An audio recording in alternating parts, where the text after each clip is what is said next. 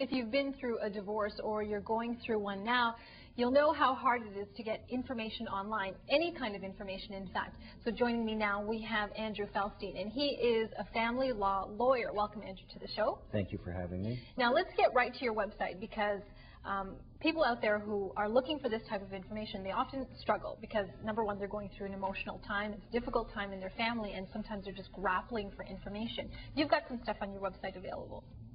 That's right. Our website is www.separation.ca. The two pieces of information that we give out to people who are coming to our website is firstly the federal child support guidelines. Okay.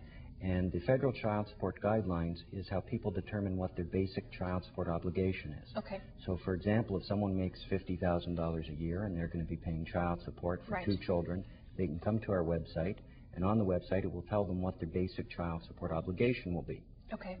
The other piece of information that is on our website deals with equalization of net family property. That's the concept of the division of the family property, and we explain how you make that division of the family property. Okay. Now let's get to some questions we should probably cover, especially for people out there who might have, these are pretty basic questions. When is somebody or a family considered separated, for example? Well, that happens when the definition is living separate and apart. And that means they're not sharing the same bedroom, they're not having meals together, they're not going to social functions together, and that can be while they're in the same home. Okay. And now, secondly, why would someone stay in the home after they have sort of gone through that separation process? Well, there's usually 2 reasons. One, okay.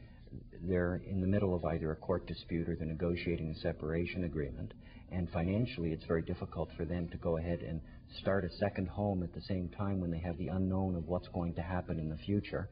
So they stay in the same home waiting to sell the home and then get on with their lives once they have an agreement. The second reason deals with the issue of where the child's going to live. Okay. If one person, or I should say both people, want the children to live with them, then you get into a fight. Where is the child going to live? The courts have to make a decision. Where is this child going to live? And the test they use is the best interest of the child or children. The problem is, one of the things the court will look at is something that us lawyers call the status quo. So if one person leaves the home and the children stay in the home with that other person, the status quo is with that other parent, and it's a huge uphill battle for that person to then have the children live with them. Okay. So that's why you would stay in the home. All right. Now let's talk about custody. We have sort of different definitions. We have joint, we have also sole custody. Okay. There's actually 4 different terminology now. The first one is sole custody, and that means one person makes all of the decisions with respect to the children and will usually just participate in consultation with the access parent. And the children will live with that parent primarily, usually giving access to the other side every other weekend and maybe 1 night a week.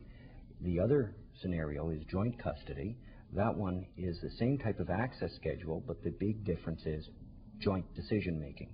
So in the big decisions for the children, both parents have to jointly decide to make those sort of decisions. An example would be education, what school the children should attend, elective surgery. The other 2 types religion. Okay. The other 2 types of scenario are sharing and split custody. Sharing is the concept of equal time, or in essence 60-40 at least, and that's where both parents would have the children for a considerable period of time living under their roofs.